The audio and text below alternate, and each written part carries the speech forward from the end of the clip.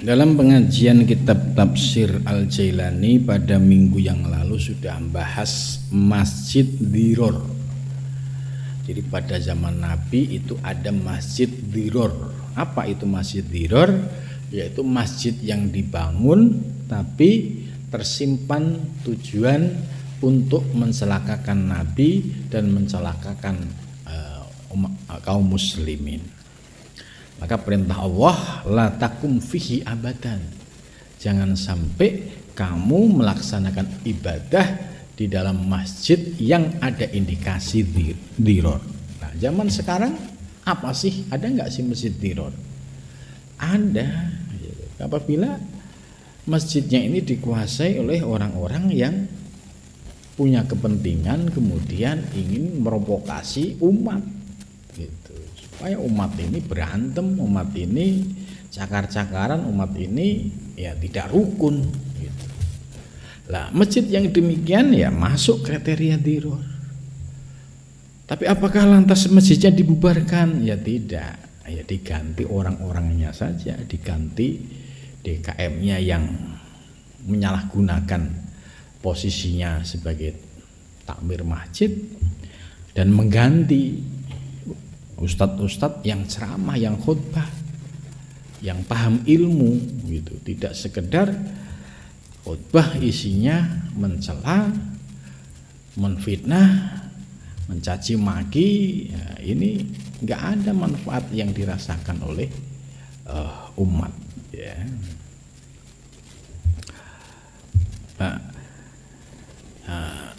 Ayat ini mengingatkan la masjidun usissa ala taqwa. Jadi prinsip dasar orang bangun masjid itu hanya untuk ketakwaan, titik. Tidak boleh ada indikasi selain takwa. Min awalin haqqu an taquma fihi, sejak mulai pertama didirikan itu niatnya semata-mata sebagai tempat untuk bertakwa atau mendekatkan diri kepada Allah Subhanahu wa taala, ya. Kalau niatnya sudah lurus, jadi orang bangun masjid niatnya sudah lurus, sudah benar. Selanjutnya fihi rijalun yuhibbuna ayyatatahharu. Maka masjid ini akan dihuni oleh laki-laki yang soleh yang mereka mencintai untuk menyucikan batinnya. Itu. Jadi ciri-ciri masjid ya yang tujuan didirikannya itu benar, ya. Selanjutnya fihi rijalun, maka akan diisi oleh laki-laki, oleh pengurus, oleh ustadz, oleh kiai, oleh jamaah, yuhibbuna ayyatatahharu, mereka senang untuk menyucikan dirinya. Nah, menyucikan ini maksudnya menyucikan hawa nafsunya atau menyucikan pikirannya atau menyucikan hatinya dari segala sesuatu selain Allah Subhanahu wa taala. Ya, di sini sudah jelas ayyatatahharu, yaitu jamaahnya itu senang memperbaiki diri, senang membaca istighfar, senang zikir, senang bersolawat. Itu karena semua itu sebagai sarana untuk menyucikan aspek batin kita. Nah, berbeda dengan masjid yang diror tadi, ya, adanya hanya caci maki, adanya hanya jelek-jelekin orang lain, adanya hanya ngafir-ngafirin orang lain. Padahal yang dikafirin belum tentu kafir, benar. Ini kan suasana masjid kalau diisi orang-orang yang seperti ini kan panas, jamaahnya panas, ustadznya panas. Bagaimana mungkin bisa ayyatatahharu? Bagaimana mungkin bisa mau mengoreksi kekurangan dirinya sementara dia tidak pernah sadar atas kekurangan-kekurangan dirinya. Nah, ini bisa menjadi perhatian ya bagi takmir masjid ya. Fihi rijalun yuhibbun ayatatahharu, ini jelas kalau masjid tujuannya benar untuk ketakwaan, maka akan diisi ya oleh orang-orang yang mencintai Allah dengan cara menyucikan batiniahnya. Wallahu, dan bermula Allah, yuhibbu, mencintai siapa Allah, al-mutahhirin, yaitu orang-orang yang menyucikan dirinya. Apa maksud mutahhirin? Yaitu al-qasidina, yaitu para jamaah masjid yang memiliki tujuan atau orientasi tathhira dzawatihim, yaitu menyucikan ya nafsu-nafsu yang ada di dalam dirinya, menyucikan virus-virus batin yang ada di dalam dirinya. Kalau setelah bersih batiniahnya, supaya bisa tawajuh, bisa menghadap kepada Allah Subhanahu wa ta'ala.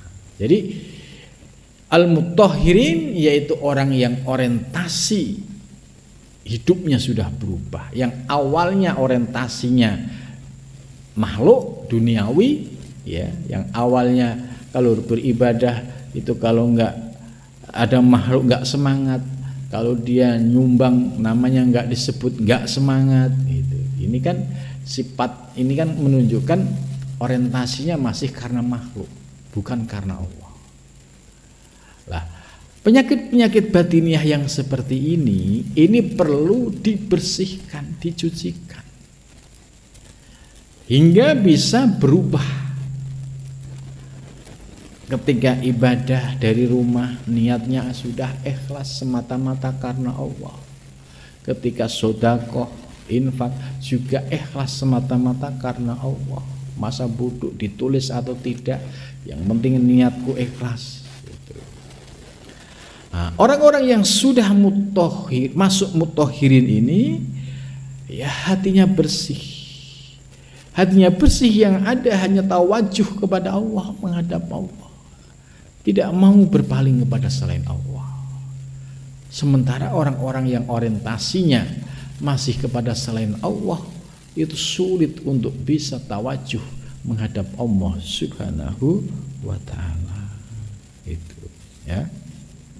Jadi al-mutahhirin ya maknanya adalah orang-orang yang orientasi batiniahnya sudah berubah, yang awalnya itu riya, ujub, takabur, kemudian dibersihkan hingga muncul sifat ikhlas, sifat tawakal, sifat ridho, dan sikap tawadhu. Jadi muncul akhlakul karimah. Afaman assasa bunyanahu ala taqwa, afaman maka barang siapa assasa yang mendirikan bunyanahu bangunannya ala taqwa atas taqwa. Ini maksudnya barang siapa yang membangun, apakah itu masjid, musola, masjid, madrasah, tapi niat utamanya adalah sebagai tempat untuk takwa ya, minallahi dari Allah, wa ridwanin dan mendapatkan ridho dari Allah ya. Jadi itu orientasinya hanya semata-mata takwa karena Allah. Yang kedua ingin mendapatkan ridho dari Allah. Khairun, ini lebih baik, aman asasa, dari orang-orang yang mendirikan bunyanahu bangunannya ala syafa jurufin harin ya, ibarat ya orang yang sudah berada di bibir pantai ya, contohnya gini, ada jurang, kemudian di bawahnya itu ada air yang sangat deras, banjir ya. Maka orang-orang yang posisinya berada di pinggir jurang itu kemungkinan untuk selamat dengan celakanya itu lebih besar celakanya. Ya sama, Orang yang bangun pesantren, bangun masjid, bangun apapun tapi niatnya bukan untuk sebagai tempat ketakwaan kepada Allah dan bukan tempat untuk mendapatkan ridho kepada Allah, itu sama saja posisinya berada di pinggir jurang. Potensi untuk kepleset jauh lebih tinggi daripada selamatnya. Ini ya supaya kita bisa berhati-hati ya. Jangan sampai apalagi bangun masjid untuk duniawi, bangun madrasah untuk duniawi, bangun pesantren untuk duniawi yang dipikirin untungnya gitu. Saya kalau bangun ini nanti untungnya akan seperti ini gitu. Kalau orientasinya sudah duniawi, bukan ketakwaan, bukan ridha Allah. Apa yang disampaikan Al-Quran ini benar ya. Ibarat orang yang kakinya ya, di pinggir jurang, kemudian potensi untuk jatuh itu lebih tinggi daripada selamatnya gitu. Ya, karena itu ini sebuah perumpamaan yang menyadarkan kita bagaimana mungkin seorang yang posisinya di pinggir pantai, di pinggir jurang yang sangat dalam ya, tidak ada kesempatan untuk menyelamatkan diri, yang terjadi ya pasti dia akan terpleset. Itu perumpamaan sama saja dengan orang yang tidak mau menyucikan batiniahnya tapi setiap hari ya lari dari riya ya, ke sum'ah, ke ujub, ke takabur ya. Dia ibadah tapi orientasinya ya pengen riya, pengen ujub, pengen takabur. Nah, itu persis orang-orang yang semacam itu sulit amalnya untuk bisa selamat, apalagi amalnya sampai diterima oleh Allah Subhanahu wa ta'ala. Fa'anharu fihi fi nari jahannam ya, maka akan mudah terpleset, apalagi di bawahnya itu adalah neraka jahanam. Jadi aisyaqata ma'ahu fi nari jahannam. Ya. Ini perumpamaan kalimat Al-Qur'an sangat indah ya untuk menggambarkan orang yang orientasi hidupnya masih duniawi ya, dia akan sulit untuk selamat ya, apalagi untuk mendapatkan surga boro-boro ya, tapi dia lebih dekat ya untuk masuk jurang api neraka. Wallahu, dan bermula Allah ya la yahdi, tidak memberikan petunjuk siapa Allah al kauma kepada orang kaum al-dhalimina, orang-orang yang zalim. Jadi Allah tidak akan memberikan petunjuk bagi orang-orang yang zalim. Siapa yang masuk kriteria zalim? Al-kharijina, yaitu orang-orang yang keluar an muqtadha awamirihi, dari melaksanakan perintah Allah, wa nawahihi, dan menjauhi larangannya. Ya. Siapa sih orang yang zalim zaman sekarang? Yaitu orang yang nggak punya ilmu disuruh ngaji susah gitu. Sehingga tanpa ngaji bagaimana mungkin dapat pencerahan ilmu, bagaimana mungkin dia bisa mengenal riya, dan bagaimana cara mengatasinya kalau dia nggak mau ngaji. Maka orang yang seperti ini adalah ad-dhalimin, orang-orang yang mendolimi dirinya sendiri ya. Maka orang-orang yang seperti ini keras hatinya ya, susah untuk diberikan nasihat, susah untuk diajak ngaji ya. Sebab sebagaimana firman Allah, ya Allah tidak berkenan memberikan petunjuknya. Itu kenapa ya? Pasti orang tersebut itu ego, merasa dirinya wah itu ilmu sudah hafal semua saya, itu ilmu nggak penting. Ini muncul ujub takabur lagi di dalam dirinya. Nah, dari penjelasan di atas ya dapat kita pahami ya bahwa orang-orang yang hatinya dipenuhi dengan penyakit-penyakit batin seperti riya, ujub, takabur ternyata digambarkan oleh Allah ya seperti orang yang berada di pinggir jurang dan jurangnya ini jurang di bawahnya neraka jahanam dan sulit untuk bisa selamat. Ini kalau orang yang ibadahnya hanya pengen dilihat orang, pengen dipuji orang gitu.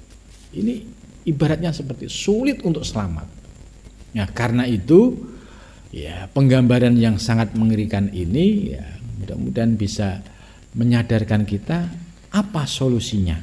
Solusinya yaitu dengan ikhlas. Apa itu ikhlas? Yaitu beribadah semata-mata karena Allah, bukan karena manusia, bukan karena pengen dipuji, bukan pula karena takut kepada manusia, tapi ibadahnya semata-mata karena Allah Subhanahu wa ta'ala. La yazaluna bunyanahum alladzi banau ribatan fi qulubihim illa an taqatta'a qulubuhum. La yazalu ya, kalau bahasa pesantren tidak gingsir-gingsir ya. Ya maksudnya kalau bahasa terjemahan senantiasa. La yazalu punyanya senantiasa bangunan mereka alladzi banau yang mereka sudah susah payah bangun ya, bangun madrasah, bangun pesantren, bangun masjid, musola ya. Ribatan ya, jangan sampai yurisu wa yazidu ribatan, jangan sampai ya menjadi tambahnya keraguan fi qulubihim di dalam hati mereka. Illa antaqatta'a, kecuali Allah telah memutus hati mereka binironil khusrati, dengan api penyesalan. Watafattat watalasat bi ahwalil adam ila haitsu la yata'ata min hal idrab gitu. Jadi orang yang hatinya masih dipenuhi dengan penyakit-penyakit batiniah tadi ya, yang ada adalah keraguan-keraguan yang muncul. Apakah benar sih kalau orang ikhlas karena Allah itu akan mendapatkan pahala? Apakah benar sih kalau orang yang semata-mata ibadah karena Allah itu pasti nanti bisa dipanen? Ini muncul keraguan. Keraguan ini hilang ila antakot al qulubahum, sampai dia terputus hatinya, artinya memperoleh kesadaran yaitu dengan penuh penyesalan. Oh iya, ternyata ibadahku yang dulu dipenuhi dengan riya, ujub, takabur di akhirat tidak memberikan manfaat apa-apa. Ini yang disebut binironil khusroh, dengan api yang dipenuhi dengan penyesalan. Penyesalan di akhirat sudah tidak berguna. Wallahu, dan bermula Allah ya alimun, itu maha mengetahui, hakimun, dan maha bijaksana gitu. Nah, mudah-mudahan ya pengajian tafsir Al-Jailani ini menambah wawasan keilmuan kita dan terbukti bahwa argumentasi soal ajaran-ajaran tasawuf ya dilihat dari penafsiran Syekh Abdul Qadir Jailani sangat relevan dengan penjelasan-penjelasan dan ilmu-ilmu yang ada di dalam ilmu tasawuf dan ilmu tarekat. Ya, artinya bahwa ilmu tasawuf dan tarekat tetap merujuk kepada Al-Quran, pada sunnah Nabi besar Muhammad Sallallahu Alaihi Wasallam. Nah, kita lanjut.